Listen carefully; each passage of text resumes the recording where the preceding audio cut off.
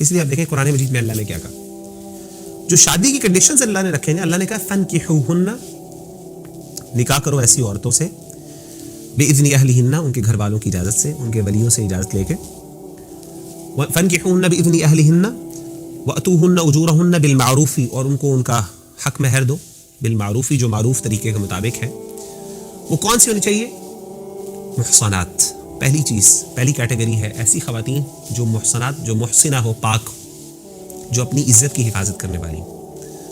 اگر ایک ایسی عورت آپ کو مل جائے جو ہو تو بہت خوبصورت, بہت یعنی آپ کے لیے بھا جائے, لیکن اگر وہ اپنی عزت کی حفاظت کرنے والی نہیں ہے تو آپ اس سے شادی نہیں کرنی چاہیے. The same goes with the men as well, کیونکہ قرآن مجید میں محسنین غیر مصافحین کے بھی احکام ہے, یعنی مردوں کے لیے بھی احکام ہے. یہ نہ سمجھیں کہ اللہ نے صرف عورتوں کے لیے سٹینڈرڈز رکھے, نہیں, مردوں کے بھی یہی سٹینڈرڈز ہیں. اگر کسی عورت کو پتہ چل جائے کہ یہ مرد جو ہے یہ اپنی پاک بازی کی حفاظت نہیں کرنے, اپنی عزت کی حفاظت نہیں کرنے والا, he is not worthy of marriage, no matter کہ آپ اس کو کتنا مرضی اچھا سمجھتے ہیں.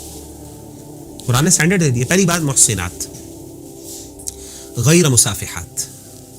صفاحہ کسے کہتے ہیں؟ یہ بڑی انٹرسٹنگ بات ہے. ہمارے استاد جو ہے شیخ انس, آپ سب کو پتہ ہے ماشاءاللہ, میرے استاد ہیں, وہ بتاتے ہیں, وہ کہتے ہیں اصل میں محسنات جو ہوتے ہیں, مصافحات, وہ خواتین ہوتی ہیں جن کے لیے marriage is all about physical relation شپ.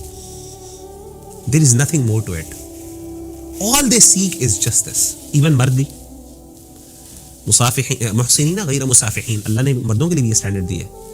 ایسا بندہ جو صرف اپنی لذت پوری کرنے کے لیے کر رہا ہے, he does not have any content اور any intention to take the responsibility, یعنی اس کے لیے شادی is just a mechanical thing. شادی is not just a mechanical thing, it's just not about a physical relation.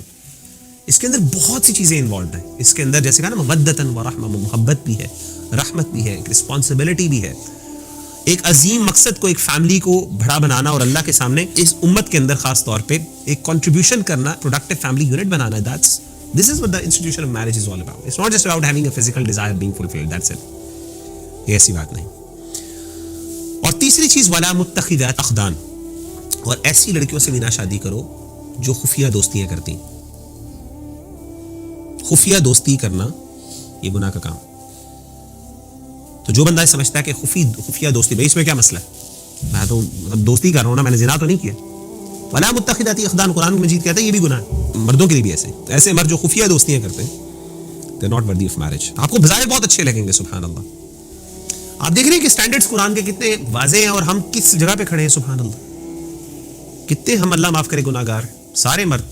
میں سیدھی سی بات کہوں گا, ہمارے ہاں یہ معاشرے کے اندر شاید ہی, میں کہتا ہوں بہت ولی اللہ ہے آج, بہت بڑا ولی اللہ ہوگا جو اس چیزوں سے بچا ہوا ہے, اور اپنے آپ کو جس نے بچایا ہوا ہے جان بوجھ کے. تو کہنے کا مطلب یہ ہے کہ یہ امپورٹنٹ چیز جو سمجھنے والی ہے کہ سبحان اللہ, یہ پاک حیا اور پاک بازی کی مثال ہے. یہ کہتے ہیں بندہ بڑا پاک باز ہے, ہمیں لا کے دکھائیں ایسا پاک باز, ایسا بندہ جس کی نظروں کی حفاظت, جو نظروں کی حفاظت کرنے والا ہو, کوئی دیکھنے والا نہ ہو, سب کچھ وہ دیکھ سکتا ہے, کوئی اس کو منع بھی نہیں کر رہا اس کی نظروں کو, لیکن وہ صرف اللہ سے ڈرتے ہوئے اپنی نظریں جھکا دیتا.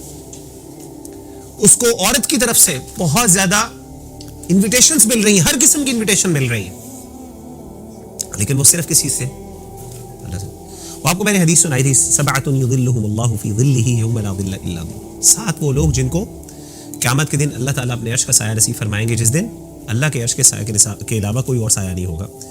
آپ نے فرمایا کہ اس کے اندر وہ شاب, ایک تو یہ ہے کہ ورجل دعته امرأة ذات منصب وجمال, کہ ایک ایسا مرد ہو جس کو ایک ایسی عورت دعوت دے گناہ کی جو بہت خوبصورت بھی ہو اور بہت اچھے سٹیٹس کی بھی ہو, سوشل سٹیٹس والی بھی ہو, بہت اچھی فیملی سے اس کا تعلق ہو, کیونکہ انسان بہت زیادہ انفلوئنس ہوتا ہے ان چیزوں سے.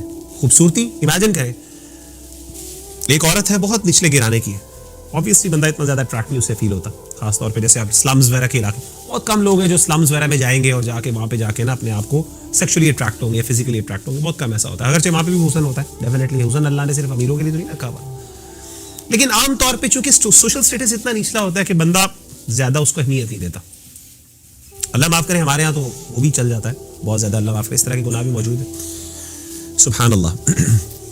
لیکن دوسری چیز, ایک اچھی فیملی کی خاتون, اور دوسری بات بہت خوبصورت بھی, وہ جمال, اور وہ بندہ کیا کہے, انی اخاف اللہ, کہ مجھے اللہ سے ڈر آتا ہے. اور اللہ کے ڈر کی وجہ سے وہ بندہ اس گناہ سے رک جائے. اللہ تعالیٰ فرماتے ہیں کہ قیامت کے دن اللہ تعالیٰ ایسے نوجوان کو عرش کا سایہ نصیب. دیکھیں مرد تو عورت کو بہت زیادہ پیچھا کرتا بھی ہے, لیکن عورت جب خاص طور پہ مرد کو بلائے اور پھر مرد نہ کرے, یہ بہت بڑی بات ہے. مرد اگر عورت کو دعوت دے تو عام طور پہ اللہ نے عورت کے اندر حیا رکھی ہے, شرم رکھی ہے. عام طور پہ وہ ان معاملات میں انیشیٹ نہیں کرتی, اس کے اندر شرم اور وہ رکاوٹ ہوتی ہے, بہت سی انسیکیورٹیز بھی ہوتی ہے, بڑا کچھ ہوتا ہے. وہ اپنے آپ کو ہمیشہ پیچھا رکھتی ہے. مرد ہمیشہ آگے بڑھتا ہے ان معاملات. لیکن امیجن کریں کہ خوبصورت عورت, بہت مالدار اچھی فیملی کی عورت, وہ انسان وہ اس کو فورس کر رہی ہے گناہ کی, اور وہ کہتا ہے کہ میں اللہ سے ڈرتا ہوں. یہ ایسا نوجوان جو ہے نا, یہ پہاڑ. آپ کو پتا ہے کہ وہ 3 لوگ جن کو, بلکہ میں آپ کو ایک واقعہ سناتا ہوں, مجھے ایک واقعہ یاد آیا آج. حدیث پڑھ رہے تھے, کتاب النکاح مجھے آج بھی یاد ہے. تو ہمارے جو استاذ ہیں نا, انہوں نے ہمیں ایک واقعہ سنایا تھا. وہ واقعہ کیا تھا؟ وہ کہتے ہیں کہ ہوا یہ, کہتے ہیں کہ ایک دفعہ نا یہ جو انڈیا پاکستان کی جب جنگ ہو رہی تھی, یعنی سوری جنگ تو نہیں, سوری جب یہ پارٹیشن کا معاملہ تھا, تو اس وقت آپ کو پتا ہے کہ بہت زیادہ جو ہے خانہ جنگی شروع ہو گئی تھی ایک دم. تو ہوا یہ کہ ایک مسلمان فیملی کی ایک لڑکی تھی, تو شی واز اسٹرینڈڈ. وہ گھر وغیرہ اس کا آکوپائی کر لیا گیا, اور وہ اپنی فیملی کے ساتھ they were trying to actually get out of the country and they were trying to migrate. تو ہوا یہ کہ وہ کسی وجہ سے وہ جدا ہو گئی, علیحدہ ہو گئی اپنی فیملی سے. اکیلی نوجوان لڑکی تھی, خوبصورت لڑکی تھی, کافی مسلمان تھی. تو ہوا یہ کہ رات پڑ گئی, تو she was hiding at some place. تو رات ہو گئی, تو رات کو ٹھنڈ بھی تھی. میں سوچا کہ میں کسی جگہ پہ جا کے ریفیوج لوں, تو اسے کوئی جگہ نہیں ملی. اب ظاہر ہے ایک بچی ہے, اب اس کو, بچی سے مراد لڑکی ہے, اب اس کو یہ بھی ٹرسٹ نہیں ہے کہ میں کسی کے گھر جاؤں. ان کو پتا ہو کہ جی میں اکیلی ہوں, میرے ساتھ کوئی ہے نہیں, اور اس ٹائم تو آپ پتہ ہے جو حالات تھے کہ پتہ نہیں میرے ساتھ کیا معاملہ کریں گے. کہتے ہیں کہ اس کو نا ایک مسجد نظر آئی, تو وہ مسجد میں چلی گئی. تو اس نے کہا مسجد میں شاید ہو سکتا ہے کوئی اللہ کا نیک بندہ. عام طور پہ مسجد کے بارے میں ہماری بھی یہ فیلنگ ہوتی ہے کہ یہاں پہ انشاءاللہ جو ہے وہ گناہ سے بچا جا سکتا ہے. تو ہوا یہ کہ وہ خاتون جو ہے, وہ لڑکی جو ہے, چلی گئی اس پہ مسجد میں. اچھا جب مسجد میں گئی تو وہاں پہ اس نے کیا دیکھا کہ مسجد کے پاس ہی نا سائڈ پہ ایک کمرہ تھا, اور اس کمرے کے اندر ایک نوجوان لڑکا موجود تھا. He was reading a book. He was a student of knowledge, ایک طالب علم تھا, بیٹھا ہوا تھا.